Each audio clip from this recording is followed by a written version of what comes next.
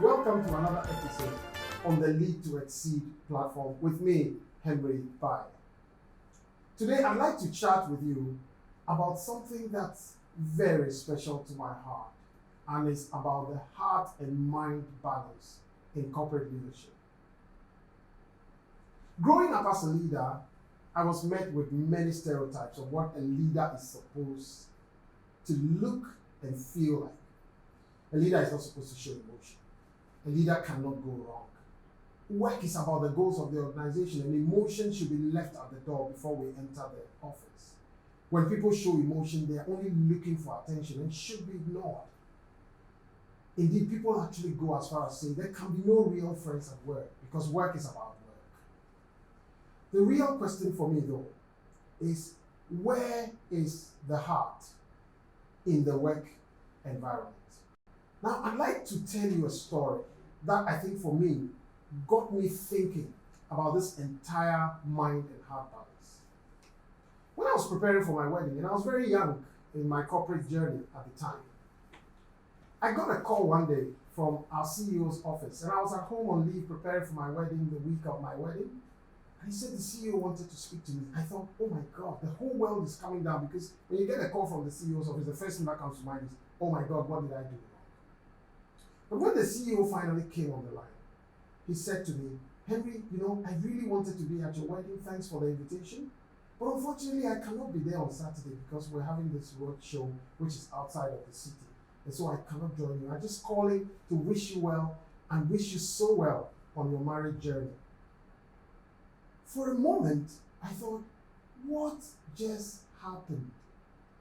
The CEO calling me to just tell me he cannot be at my wedding? But how did it make me feel? It made me feel important. It made me feel that he was interested in my happiness. It was a terribly humbling experience. And it validated for me that there's a softer side of leadership, and that really matters too.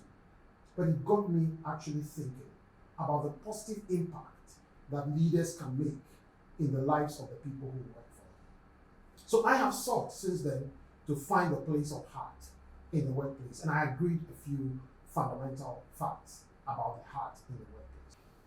Now, when people describe their organizations as a great place to work or a lousy place to work or things of that nature, it is usually an expression of emotion. It is about how the workplace makes them feel. Now, what people are at work is largely impacted by what they are going through and how they are feeling. So how do we get this balance between the heart and the mind right?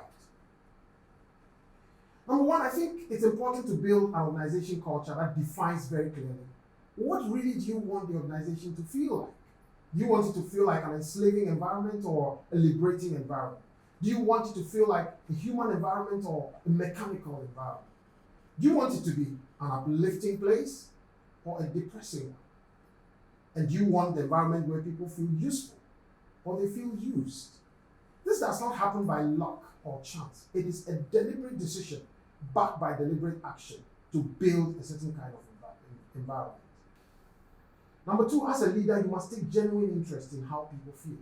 Create an atmosphere where people can share their challenges and ask for help and not feel ignored and share their stories and encourage other leaders to do so. The third point is create policies that support particular needs, especially around the family. For example, how do we support maternity, paternity, bereavement? This should not be done as though we're doing a favor, but with genuine care. Remember, people can see through hypocrisy. Number four, create a fun environment. Celebrate people for their smallest achievements at work and in their personal lives if you are aware. And create help resources that make it easy for people to get help and support when they need it and get other staff involved. That way you create an environment that feels like fun. The good news, though, is that even if the entire organization does not create a culture that makes people feel welcome and loved and cared for, every leader can create that microculture in their place or their department of work. I have experienced organizations where the entire organization feels a certain way, and you enter a particular department and it feels totally different because the leader in that place has created a different environment within which people can work. So where do we start? I'll suggest to you that you start by asking your staff, What do you want this place to feel like? What do you think a fun place feels like for you at work? What are some of the things that will make this place feel like a place where you get help or a place where you feel supported? Number two, create an opportunity to agree what is most important and practice them consistently until they become the culture of the organization. People feel like family. I have talked to employees who have said, one of the reasons I love coming to work is because I love the people I work with. Can that be said about your department? Can that be said about your organization? This is the question I leave with you today as you think about the heart and mind balance. Do you have a leadership question that you would like answered? Have you heard anything on this video that has triggered a question on your mind? Is there any thought that you would like us to explore some more?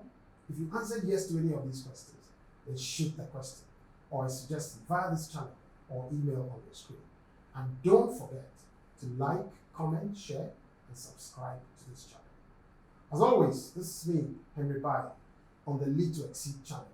See you next time.